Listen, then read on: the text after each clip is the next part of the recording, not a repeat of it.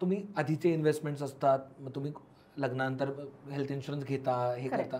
पण एक समजा आपण काही एक टू डू लिस्ट किंवा एक डूज अँड डोंट्सची लिस्ट देऊ शकलो, की ह्या गोष्टी चेक केल्या पाहिजेत ॲज अ कपल म्हणून कोणीही, की आपण ॲज अ कपल आपण फायनान्शियली त्या फायनान्शियल गोल्सकडे पोहोचण्यासाठी योग्य मार्गावर आहोत का, असं काही आपण टू डू लिस्ट देऊ शकतो का प्रत्येक कपलला, की बाबा ह्या गोष्टी, हां बाबा आमच्याकडे हे आहे, हे आहे, हे आहे, ओके, हे नाही आहे, आता हे केलं पाहिजे.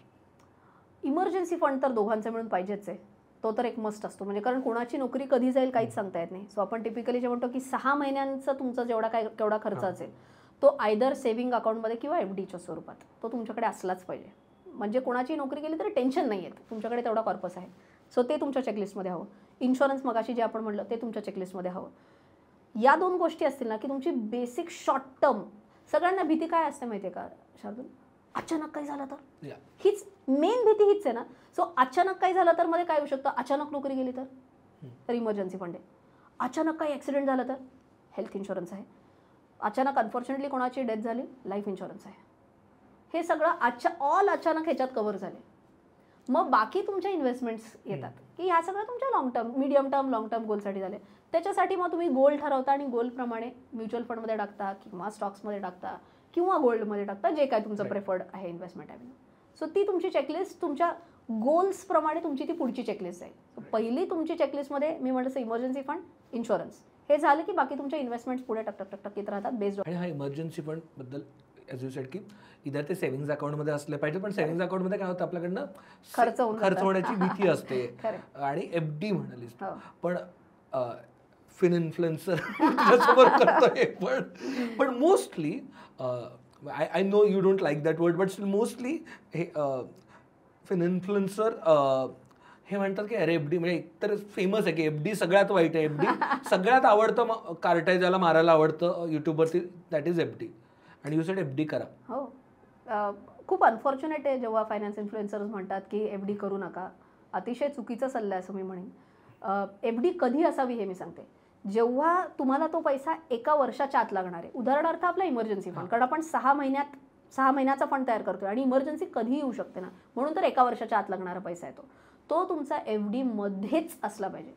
तू विचार कर ना की तू स्टॉक्समध्ये जर पैसे गुंतवले असतील आणि तो काल का परवा काहीतरी HMPV व्हायरस का काय ते आणि लगेचच मार्केट 300-400 पॉईंटनी पडलं आणि हा तुमचा पैसा इमर्जन्सी फंडमध्ये असता तर, इमर्जन्सी फंडचा स्टॉक मार्केटमध्ये असता तर कसं चालेल. सो जेव्हा इमर्जन्सी फंड आहे ना, तिथं रिटर्न्स हा विषयच नसतो. तिथं सेफ्टी आणि लिक्विडिटी हा महत्त्वाचा मुद्दा असतो. सेफ्टी म्हणजे काय, उद्या ही बँक बुडली तर असं नाही पाहिजे. म्हणून मी कायम सांगते की कोऑपरेटिव्ह सोसायटीजमध्ये नाही. सिम्पल ना, का, कारण त्यांच्याकडे 5 लाखापर्यंतचा जो कंपल्सरी जो इन्शुरन्स बँकांना घ्यायला लागतो तो नसतो कोऑपरेटिव्ह सोसायटीजमध्ये. सो SBI बुडली तर असा तुम्ही प्रश्नच नाही विचारू शकत, किंवा ICICI HDFC बुडली तर मग काय देशच बुडायला वेळ नाही लागणार, SBI बुडली तर, राईट. सो चक्क SBIमध्ये किंवा कुठली तुमची आवडतीची नॅशनलाइज्ड बँक म्हणा, आवडतीची प्रायव्हेट सेक्टर मोठी बँक म्हणा, तिथे तुमचा इमर्जन्सी फंड FDमध्ये पार्ट पाहिजे.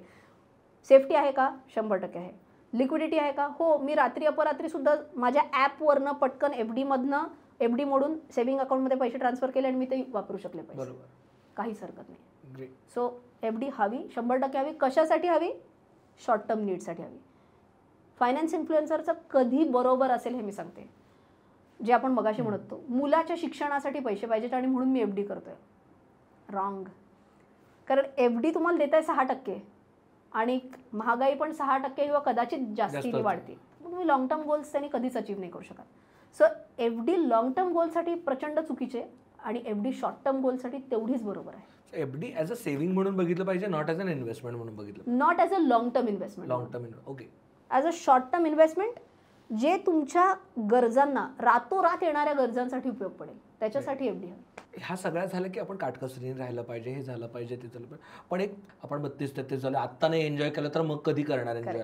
आणि मग त्याच्यामध्ये द्विधा अवस्था होते की फॉरेन ट्रिपला जायचं आहे किंवा काहीतरी छान ते कुठलं ते एक रेस्टॉरंट जिथे 3 महिने वेटिंग असतं तिथं जाऊन खायचं आहे, असं वगैरे सगळं होतं. तर ह्या गोष्टींच्या खर्चाचं कसं करावं. 30%, 50-30 मग 30 त्याच्यासाठीच आहे ना. म्हणजे कुठल्या तरी पिक्चरमध्ये होतं की 80 साल का होने के बाद फिर मैं नहीं बोलना चाहती की काश मैंने ये किया होता. ते कोणालाच नाही म्हणायचंय काश मैंने ये किया होता. आता म्हणजे माझं पण तसंच आहे की आम्हाला पण मी लग्न होईस तोपर्यंत फॉरेनला कधी गेले नव्हते. लग्नाचं आमच्या दोघांचंही ते एक आवडीच, तो पण गेला नव्हता कधी फॉरेनला. सो आम्ही ठरवलं तर अरे फॉरेनला जायला पाहिजे. मग आम्ही त्याच्यासाठी काही पैसे बाजूला काढायला सुरुवात केली आणि जेव्हा आम्ही तिकीट काढलं आम्ही फॉरेनला जायचं तेव्हा ते इतकं आम्हाला एक म्हणजे ना काहीतरी जग जिंकल्याचं फिलिंग आलं होतं. का? कारण आम्ही प्लॅन केलं आणि प्लॅन करून मग आम्ही ती फॉरेन ट्रिप अकम्प्लिश केली. सो फॉरेन ट्रिपला जाणं चुकीचं अजिबात नाही आहे, पण स्पॉन्टेनियस अरे आपण फॉरेन ट्रिप प्लॅन करू, मग तुमचे जे काय सेव्हिंगमध्ये पैसे आहेत, जे काय FD आहेत ते मोडून जाणे हे चुकीची गोष्ट आहे. ओके. तुम्ही 30-30% सेव्ह अप करा आणि मग तुम्ही फॉरेनला जा, जरूर जा. तुमच्या फेवरेट रेस्टॉरंटमध्ये खायचं जरूर खा, पण कुठेही ते करताना गिल्ट नाही आलं पाहिजे. प्रत्येक वेळेला ती अकम्प्लिशमेंट वाटली पाहिजे. तेव्हा इंस्टाग्रामवर जरूर फोटो टाका आणि कॅप्शनमध्ये लिहा की I saved for it with discipline and I am enjoying the benefits of being a disciplined investor.